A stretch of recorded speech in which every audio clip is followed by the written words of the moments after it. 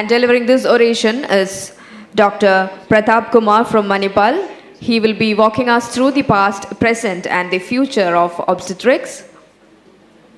Dr. Pratap Kumar is a senior consultant, Department of Reproductive Medicine and Surgery, Kasturba Medical College, Manipal, and also Manipal Academy of Higher Education. Welcome you both, sir. May I please call the chairpersons before we get into the oration? Dr. Shyamala Devi, Dr. P.V. Aisha, Dr. Sarina Gilvas. May I please request all of you to kindly board the stage. Dr. Pratap Kumar, before we start the oration, may I please invite Dr. Shyamala Devi to do the honors to present the medal to Dr. Pratap Kumar.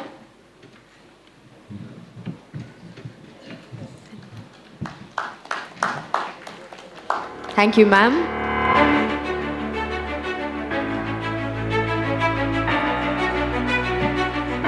This is a Silver Jubilee Oration as part of the Advances 2025 and 25th Advance Advances 2025 25th Annual Conference Trivandrum OBGYN Club Silver Jubilee Advance 225 Oration for the year 2025 has been conferred to Dr. Pratap Kumar. Topic: Obstetrics, Past, Present and Future. Thank you, ma'am.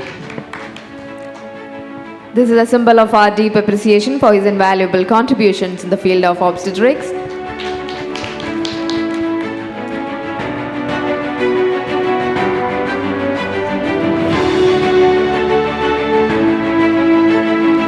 Over to you, sir.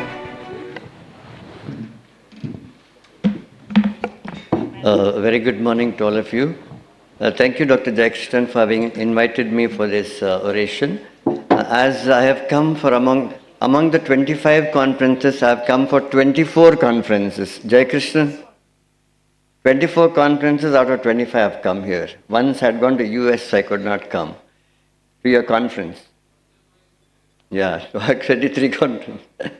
Interestingly, Trivandrum is, my ancestors came from Ananta Padmanabha temple many, many years back. They were priests in this temple and they walked across to Karnataka and finally they made another smaller Ananta Padma temple. So my ancestors belong to Trivandrum. That's how I start. Obstetrics, past, present and future. I bring greetings from Kasturba Medical College, Manipal Academy of Higher Education, Manipal from Karnataka state. Though science and techniques have changed, the ultimate goal is to have a safe delivery with the utmost concern over maternal and child health. We have had dramatic changes in the past. We used to go to the library to study the books, but at the moment everything is e-books and we don't need to go to libraries. Everything is in our office or maybe on the phones. Palpation to ultrasound is a dramatic change. I know fetal medicine has changed completely the obstetrical practice. There is nobody palpating the patients anymore, but it's only ultrasound. But palpation cannot be missed or forgotten because we just get an idea about what's the size of uterus and measuring by a simple tape, which UK still recommends. And I think that cannot be forgotten. Ultrasound tells us definitely the baby and its further development and other features. So art of palpation, how much is left? The other day, a patient came to one of the units there in obstetrics and gynecology. They did directly ultrasound at 26 weeks of pregnancy, didn't even palpate the patient. Next day, she has come with rupture of membrane and delivered a preterm baby at 26 weeks. So when I went through the file, I said, you should have at least done a proper palpation. Could have found out where the head is.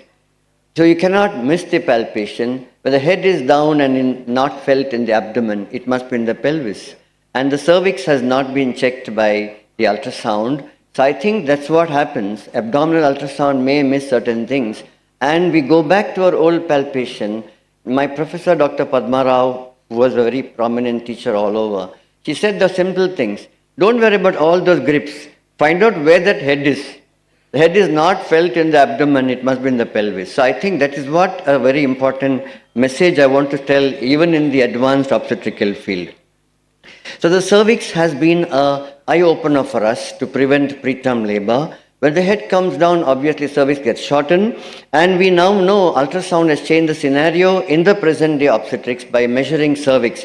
We don't do any more pelvic examination to check the cervical length. We do ultrasound. The cervical length has been n number of times emphasized about the cervical length. Internal os to external os minimum should be 2.5 centimeters. But what my understanding over the years is, it's not the length alone, it's the C-shaped curve. The cervix will be like a C shape. That's a good cervix. The cervix opens up and is still long. It may be getting into preterm labor. The C-shaped architecture of the cervix is important.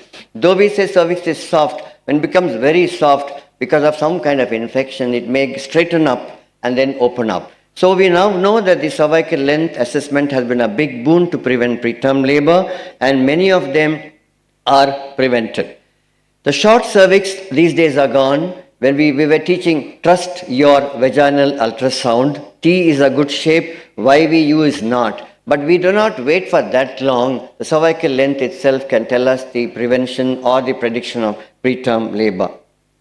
So dramatic changes by ultrasound over the years. Ectopic pregnancies were diagnosed, even I was diagnosed before rupture. When we started our practice almost like 45 years back, we remember that we didn't have ultrasound. We were putting one needle through the posterior fornix to diagnose rupture uterus. You would agree with me. Madam Shamala Devi would agree that that's the time we did not know the ultrasound was there for ectopic. Things have changed. We are not waiting for rupture of the ectopic. We are able to diagnose before and treat effectively even before one drop of blood also goes. Dopplers has been extensively studied over the years. A big boon, a big change of Doppler has told us how we can study the baby itself by the measurements of various parameters. And of course, preeclampsia was one of the topic. And we can predict preeclampsia by even 3 months of pregnancy most of the time by doing these Doppler of uterine arteries and the markers of the preeclampsia. And we were missing IUGR, restriction. IUGR was completely missed by palpation because ultrasound has picked up very well over the years about diagnosis of intrauterine growth restriction. It's all by ultrasound now, as the importance of abdominal circumference of the fetus was understood very well. So the fetal well-being test came up over the years, and we can save the babies many more. I was listening to the extensive discussion this morning, right from 8:45 or 9 o'clock. Some of it I missed, but you could make out the elaborate maternal fetal medicine work going on and the obstetrical work by several of the speakers today. So things have changed completely. So we now know that forceps. Yesterday somebody was saying, one of the guest of honor, he said he was a forceps baby and his mother was short and had a prolonged labor, etc. I think the art of forceps is gone. None of our postgraduates know to put a forceps even. They just know vacuum. But I think we were putting axis traction forceps. I have done plenty of it, where low mid-cavity forceps was being taught for us because we were trying vaginal delivery as much as possible without causing asphyxia. That is why we know that at least the outlet forceps must be taught because that is a saving. The second stage, if somebody doesn't push, it's, I think, put an outlet forceps. We cannot miss those olden days of forceps, at least the outlet forceps. Internal podalic version is completely gone other days because nobody knows to do it.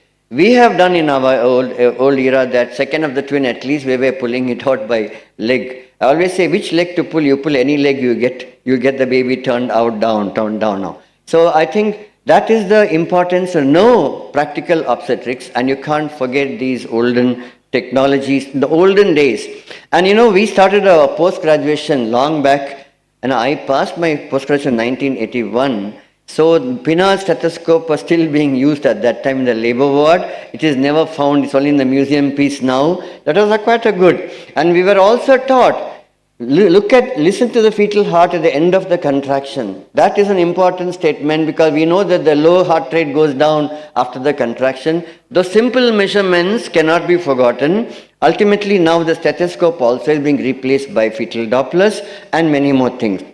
But I always feel labor, pelvic assessment has to be done very carefully, And we all know, we have been taught about pelvic assessment over the years, how important it is whether the baby fits into the pelvis or not.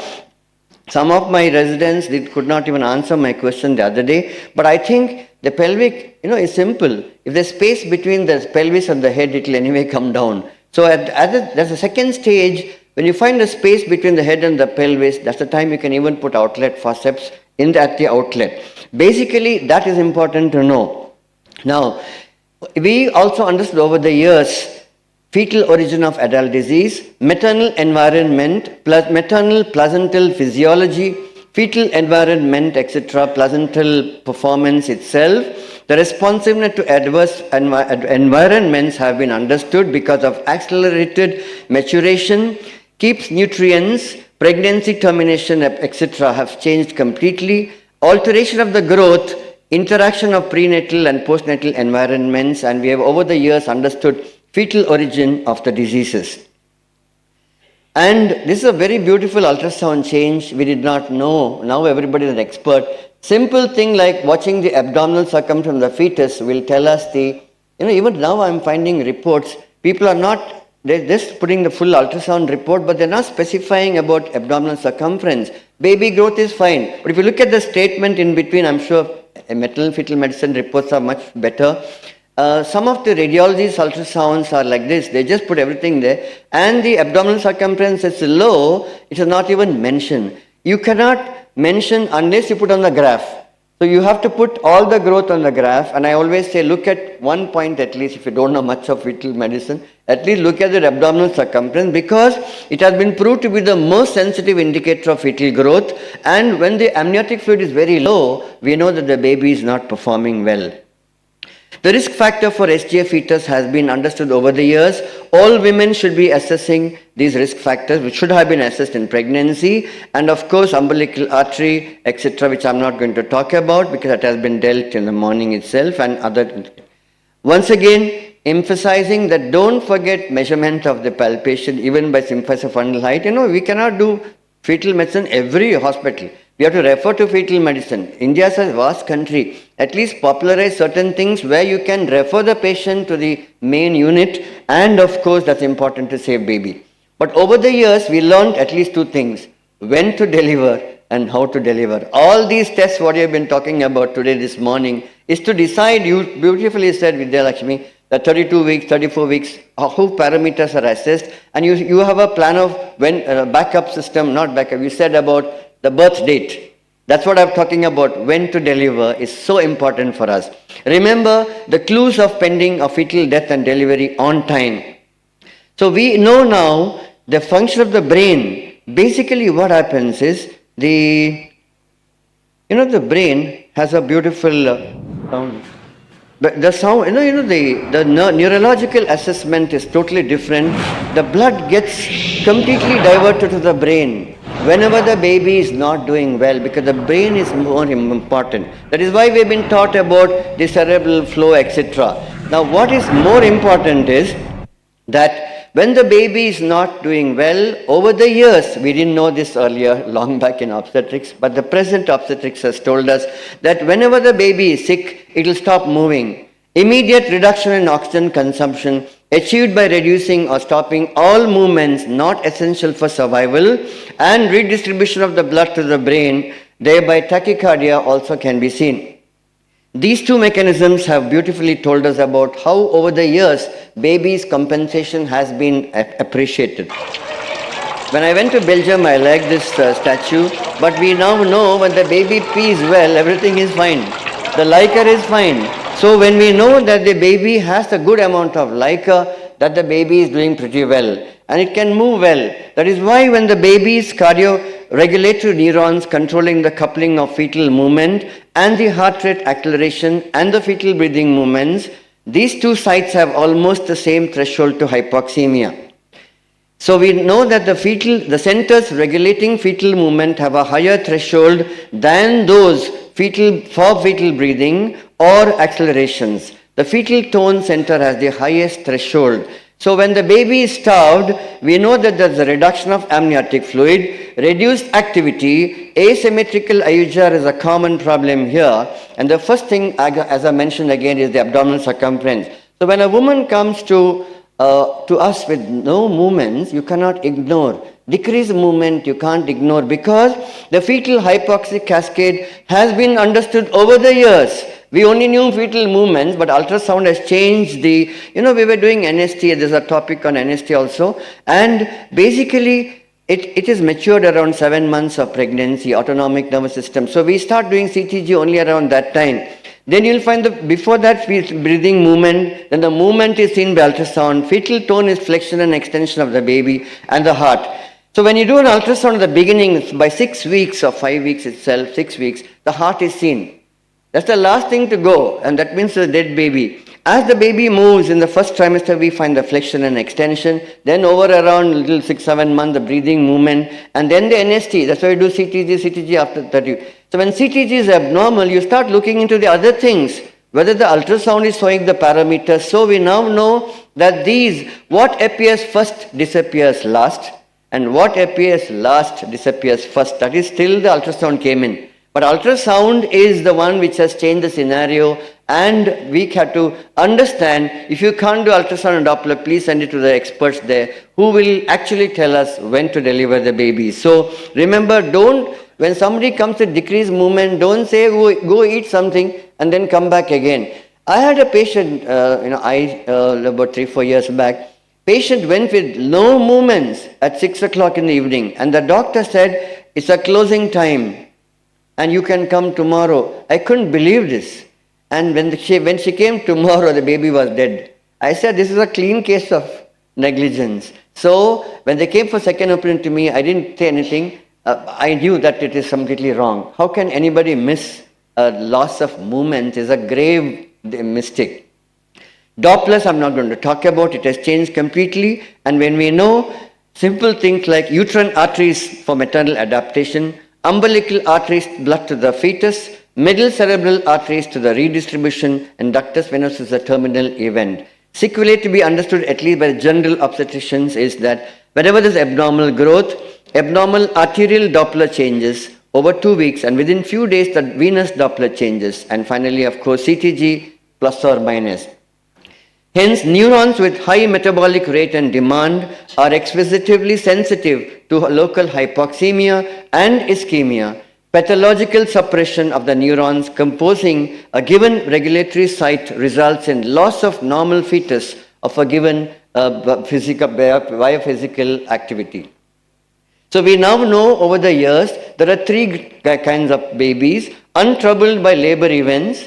As Sarina mentioned, there was a problem of pulmonary stenosis, but baby went through, delivered normally, baby was fine, but they were worried about the maternal effect. So troubled but able to fully compensate by understanding all these redistribution of the blood, and of course troubled utilizes key resources and unable to fully compensate. That's what maternal fetal medicine, all the time I keep telling, take their opinion if you are not sure, because they will tell us how this baby is troubled and is already changing the key resources for itself, and then you cannot wait even beyond sometimes 32 weeks, 34 weeks and so on. And as Amarnath said beautifully, that how preterm labors is the cause of cerebral palsy sometimes, so we should avoid them also. But basically, over the years, the advancement of science is now the present now is fetal intrauterine surgery. I met Dr. Mandeep Singh the other day.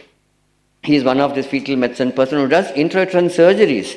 I asked him, how do you do these surgeries? He works in Abu Dhabi. And he said, yeah, they remove the baby, close this spina bifida and put it back. I said, what about the fluid? He said, put saline.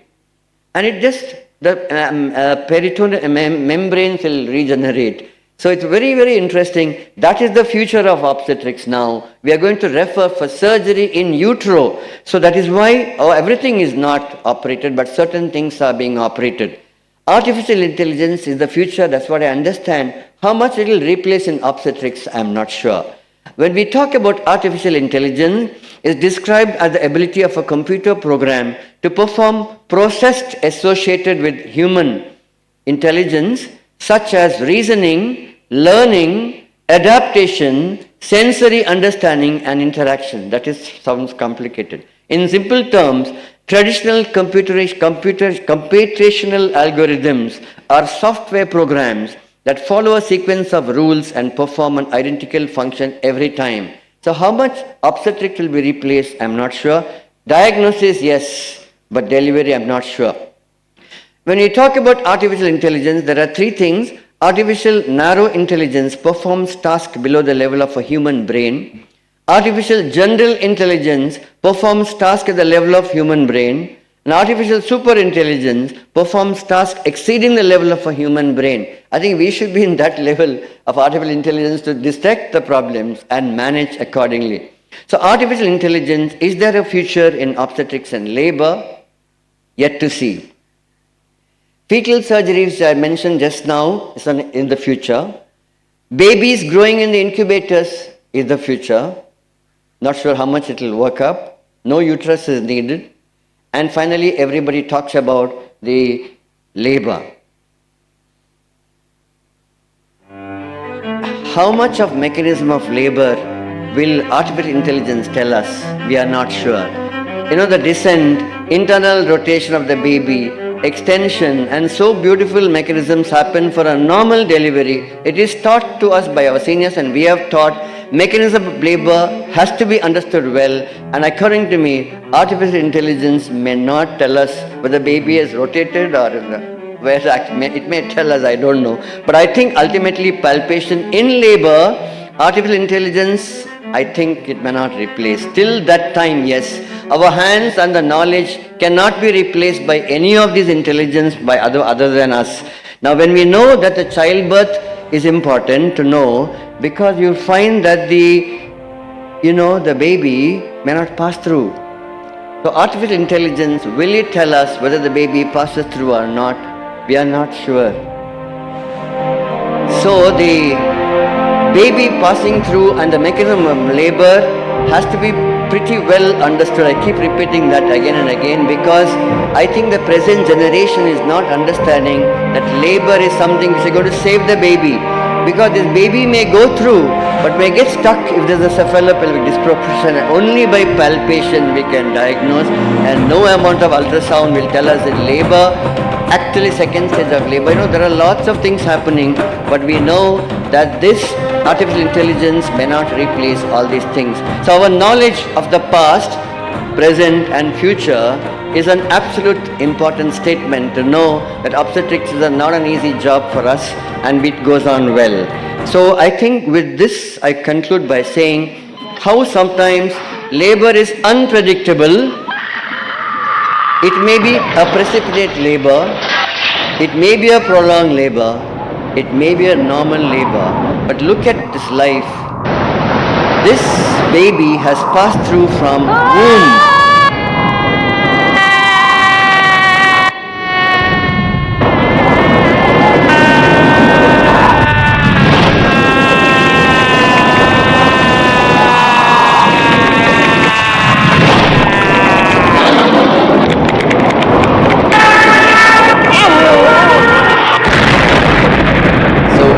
Womb to tomb. I think that's what I said, adulthood, origin of fetal, and so on. So I just conclude by saying that thank you so much for the invitation. It's a pleasure was mine. And we always remember obstetrics cannot be forgotten. The past, present, and future is a challenge always in obstetrical practice. Thank you very much.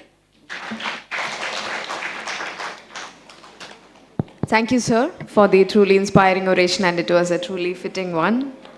Thank you, Dr. Pratap.